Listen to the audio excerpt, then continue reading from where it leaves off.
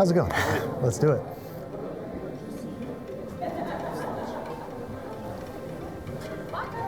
Welcome. Thank you. Whoa. Jesus. Hello. Thank you so much, Mr. Redzepi. A huge honor to be sat here. Thank you. Thank you so much. Arigato gozaimasu. Thank you. Wow, this is no humble seat. This is the best seat in the house. It sure is. It's gonna get busy. You are in the highway of the kitchen. This is where everyone's gonna walk through. I won't go any wider than here. Table for the back. Yes! So just be ready. Ready. Okay. Thank you so much. So recently, the entire BCU got to go to Japan. You remember, right? Yeah. Now, about a week before we left, we serendipitously received a message from Noma. Yes, that Noma, who have become more nomadic recently since winning Best Restaurant in the World 5 times. They're now holding residencies at fine restaurants for a few months at a time in different cities and countries around the world, making menus reflective of the local cuisine and history. And they happened to be in Kyoto at the exact same time that we were going to be there. So, to my own disbelief, I found myself with a seat at Noma. I didn't know what to expect except the unexpected, and that's exactly what I got. I hope you enjoy. This is a Pinot Noir, 11, 12, aged in over 10 years. Oh, that's delicious. The menu starts with a serving of king crab, and so you have this box that is covered with autumnal leaves, and you're encouraged to kind of use your hands. For us, that's such a visceral reaction and something that we've always loved to do. And so you start off with 2 legs of king crab with the dipping sauce on this side. You brush on. It just looks so gorgeous. Brush it down with some of this rose butter. Table 40 in the back. Yes! Oh my God, that's fantastic. It's the richest, most incredible crab I've ever had, and it's so soft. I don't know if they sous vide it or what, but it's been so gently cooked. Tremendous, unbelievable. The best crab I've ever had by a country mile. You guys sous vide that? How is it so soft? So all it is good cooking. It's rolling over across the grill just to kind of season just at the right time, and then finish just by in a warm butter bath just to bring it up to temperature. Just the way I like it. Is the crab itself. It's pillow soft, unbelievable. I want to eat this butter on its own as well. You didn't see that. So after the king crab, we move into like a serving of a chilled broth, also coming from the king crab. We've used the head meat and kind of distilled down the essence and set it into a shell of a crab itself, which we've complemented then with fresh almonds just grated on. Arigato gozaimasu, thank you. Crab gel. This guy gave his life for a good cause. I love to eat an animal directly out of its carcass. Oh, how wonderful. Nice. A little bit of vegetal nature to it. Distinct crab flavor. The almond flavor is so mild, so subtle by virtue of it just being shaved on top. It looks like coconut. Wonderful. You know what we call that back home? The clean crab plate. Thank you for eating. Okay.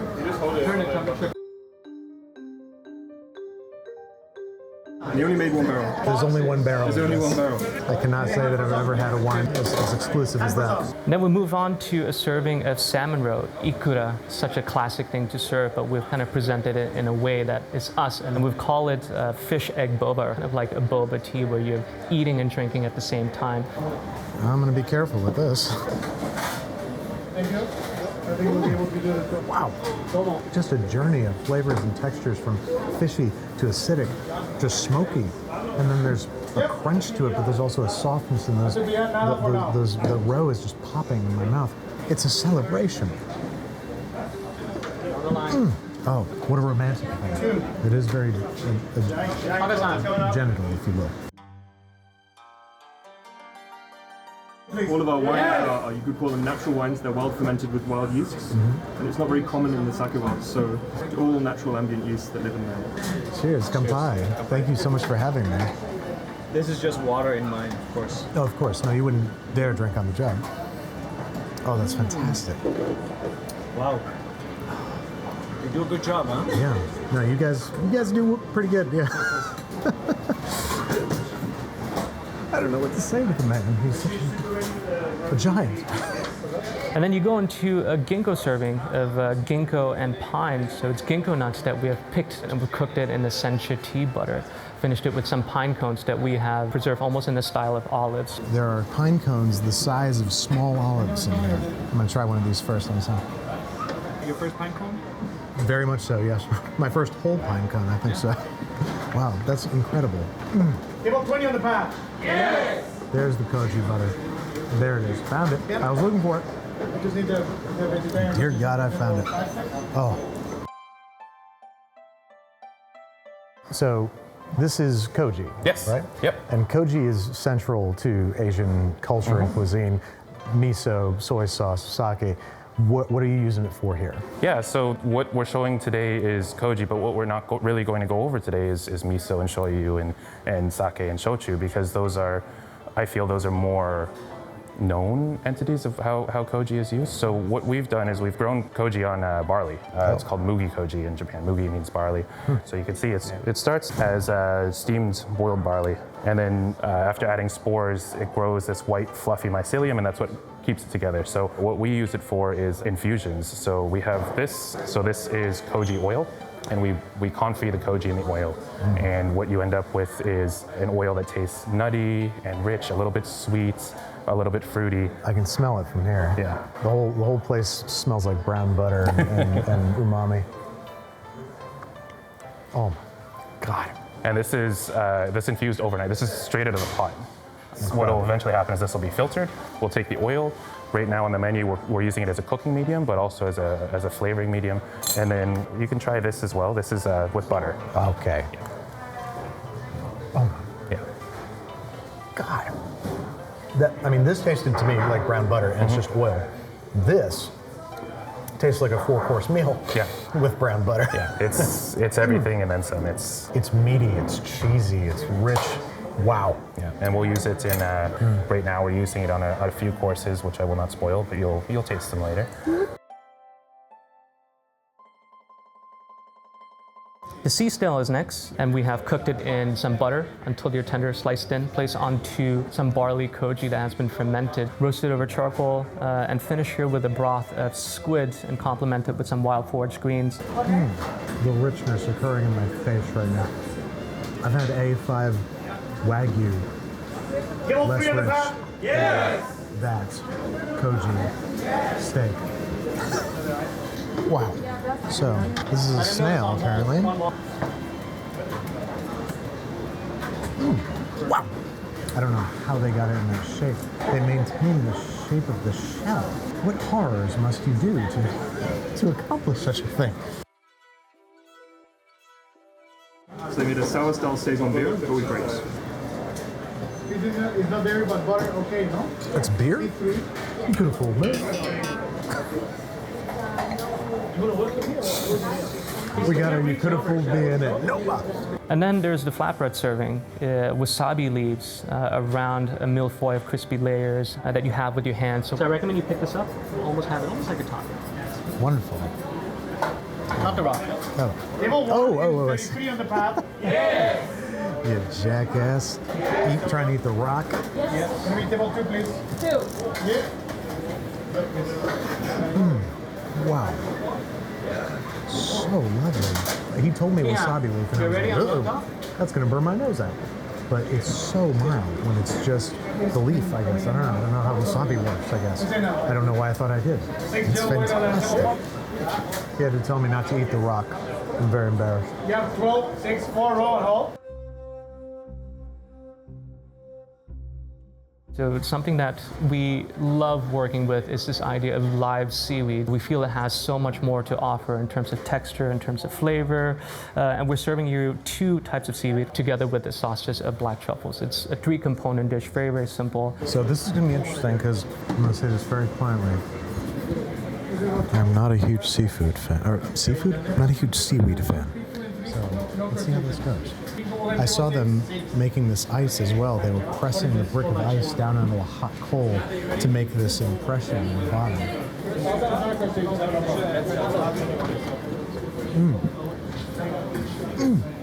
Oh, I normally tolerate seaweed, but I'm letting this one into my house and cooking it dinner and letting it sleep in my bed.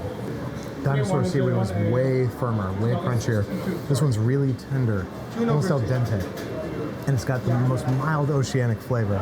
It's really fantastic. Wow. I'm gonna try to fit this in my mouth without making an ass of myself. Demo 34 is here. Yeah, we're going. Yes! They spurred me.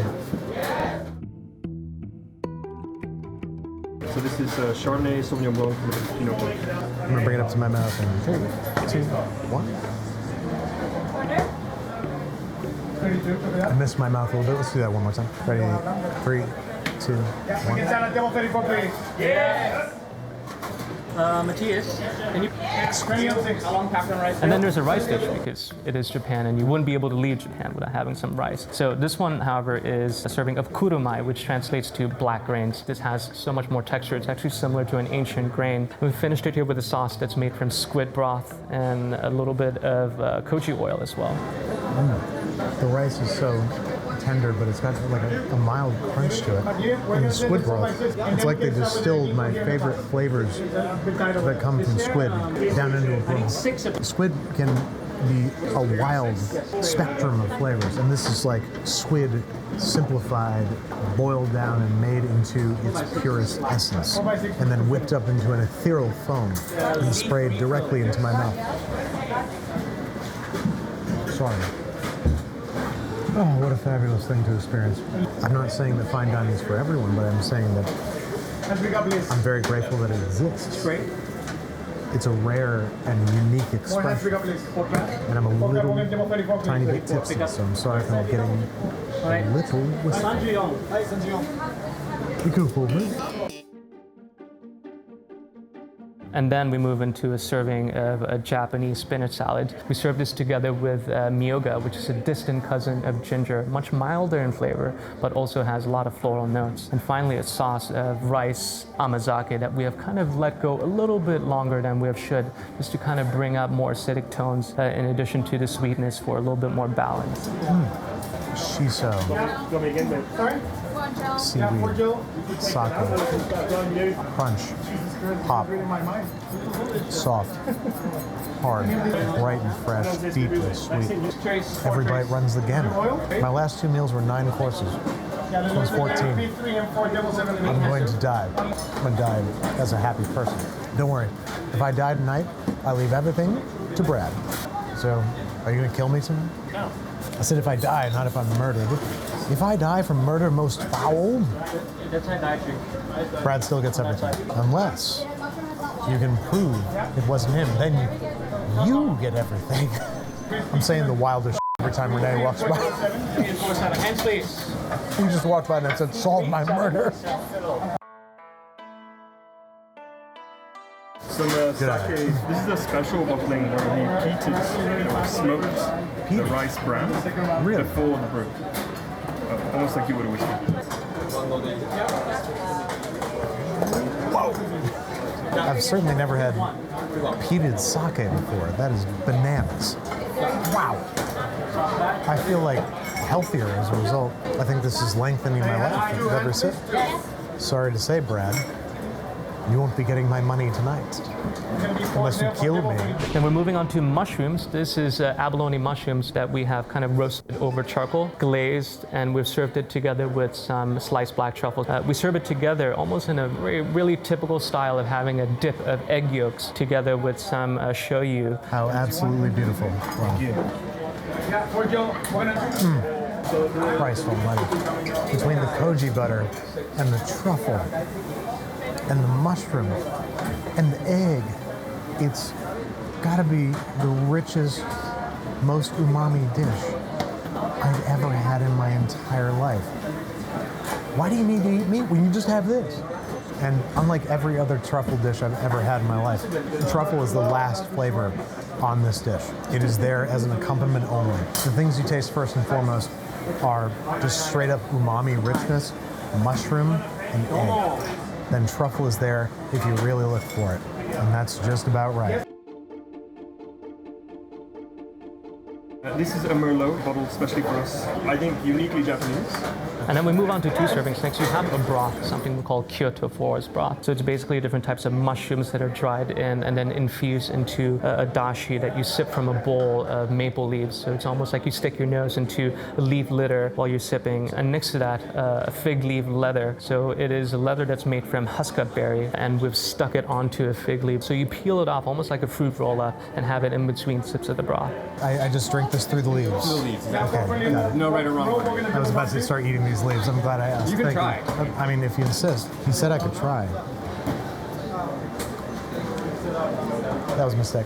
That was a mistake. It's covered in tiny little shavings of yuzu rind. It smells incredible. If it's not too much trouble, Matthias. Oh, it's so mushroomy, but the yuzu brings this gorgeous acidic balance. Everything's been so rich so far, but this is actually one of the lighter courses because of the yuzu, because of that acid. And then we have this fruit leather. He told me specifically not to eat the leaf. I'm gonna do this in one go because it's so delicate. I've never had something that tastes like caramelized citrus. It's yuzu, but it's pure, almost burnt caramelized sugar. So it's so deep and dark and edging on bitter, not quite, even though its primary flavor is yuzu. So it's sour and it's sweet. I don't know how to identify these flavors. My mouth is like, say it's this. That's probably right. Caramelized acidity? That sounds smart enough.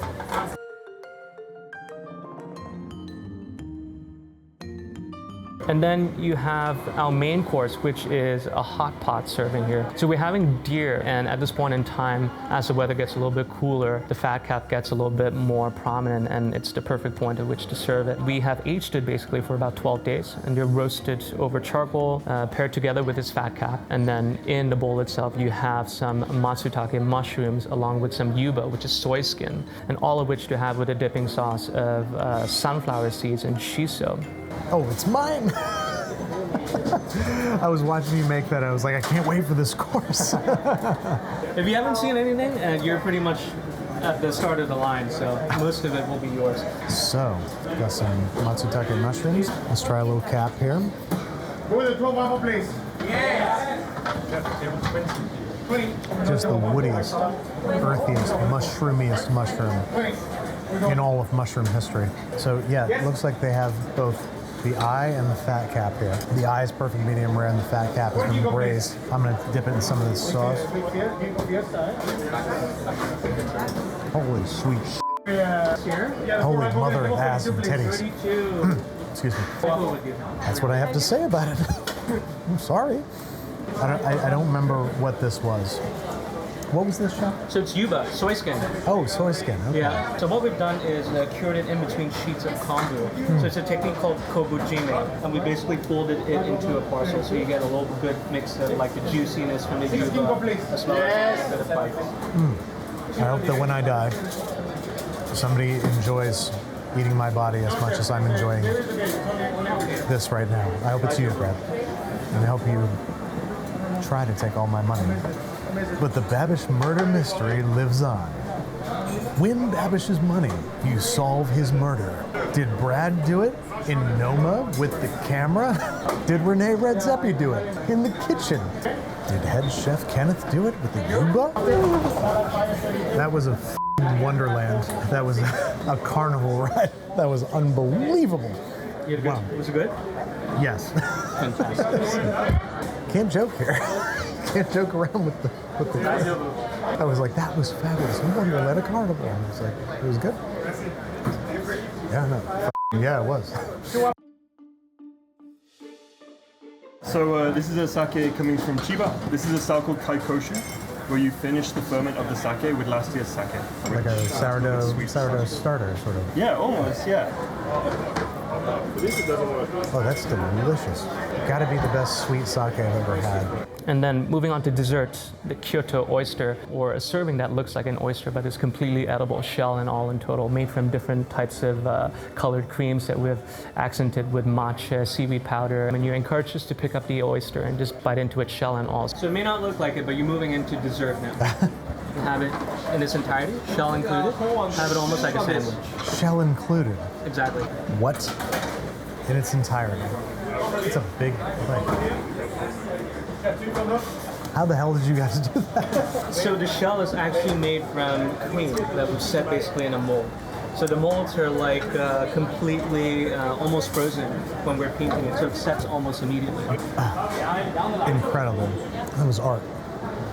They made a photorealistic oyster You have the 12 out mushroom of rolls ice now. cream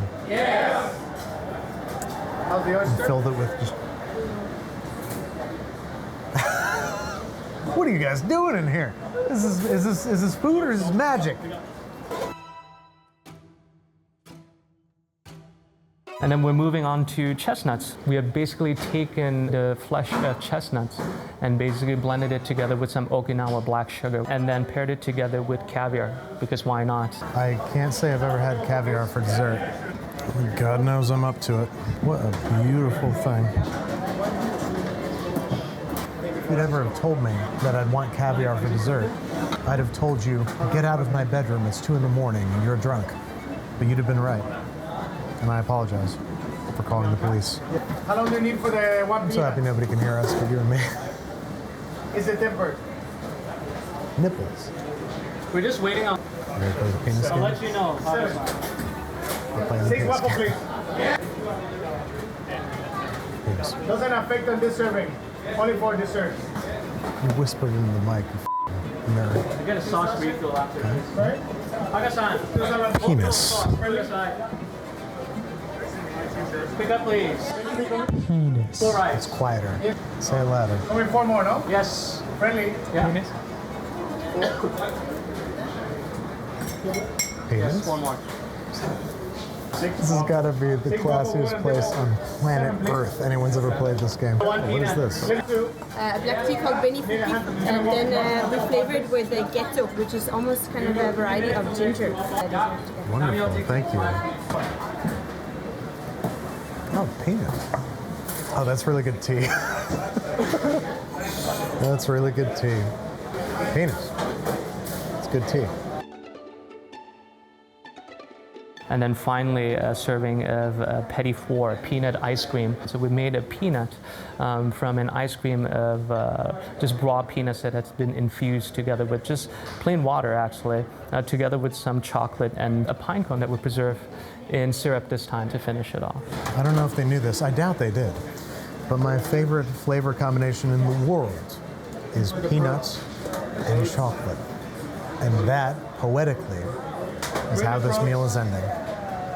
It's enough to make me feel a little emotional about ice cream and chocolate. You can put it on top, Malcolm. Yeah. Now we have the board for that Deep, table, please. rich flavors, Table 6. but such an accessible, simple, essential combination. Peanut butter and chocolate. Unreal. What is that? So this one here is like a celebration cake that we pull out, birthdays, anniversaries, but of course we want you to be able to try everything. So it's based off of a millefeuille here on brick pastry. It's so gorgeous. And it's my birthday and my anniversary, so There you this is go. perfect. It's my anniversary of being a G. Drop my napkin. So in Denmark, it's very traditional to have bitters. Bitters. When you're out drinking, we have a thing called gammeldansk. We made with Japanese ingredients a Danish style bitters called you. Wow.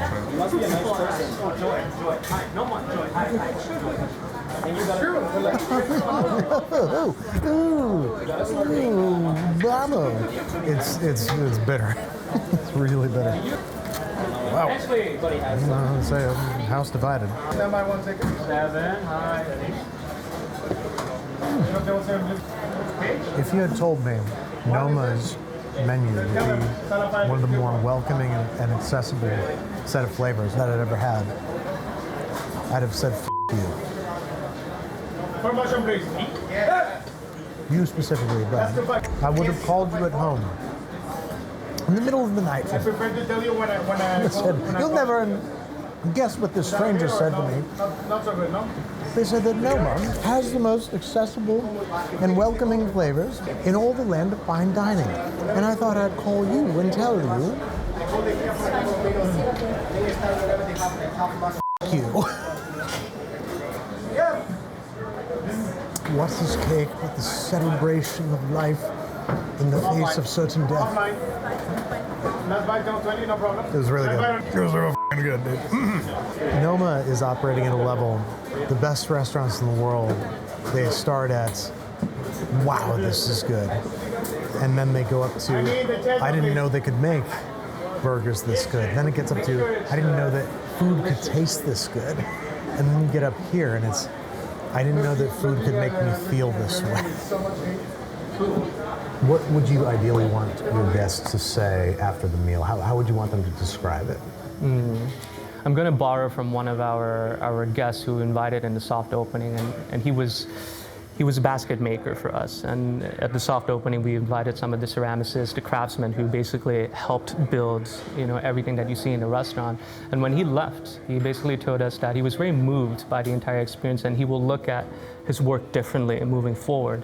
And he didn't say anything about food or flavor. And for me, I took away from that is like, when you come to an experience like that and you leave, what we want is for you to feel better, to take something, inspiration from the way that we work, whether it's food, whether it's what you've experienced in the service, and leave and be like, whoa, that's cool. How can I learn from that? At least for me personally, it's always important that a guest comes and they experience something, and then they're able to take something away from that, whether it's a moment in time and something that allows them to be joyful for a period of time that they're here. It's just been the privilege of my life to watch you work tonight and to taste everything you've made. This is magic. I'm sure you hear that every day, but I want you to know that I mean that from the bottom of my heart. Thank you so much. Thank you. Thank you. Thank you very much.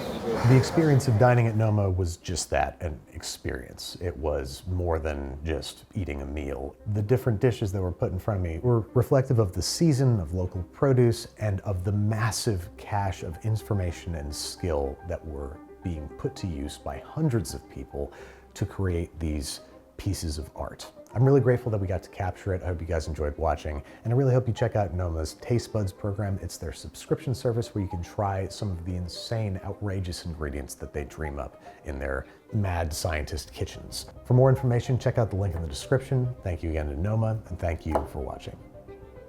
From the bottom of my heart, thank you so much. Thank you, guys. Thank you.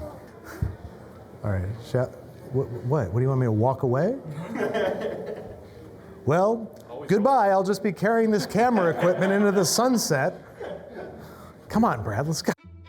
Tell me about Taste Buds. So Taste Buds is a program that we have created basically to give almost like a backstage pass into what we do on a day-to-day basis. Personally for me, when I speak to craftsmen and also fellow chefs, the final product is great, but I'm interested in your processes. That's where I learn. I really want to see how you got to that end result.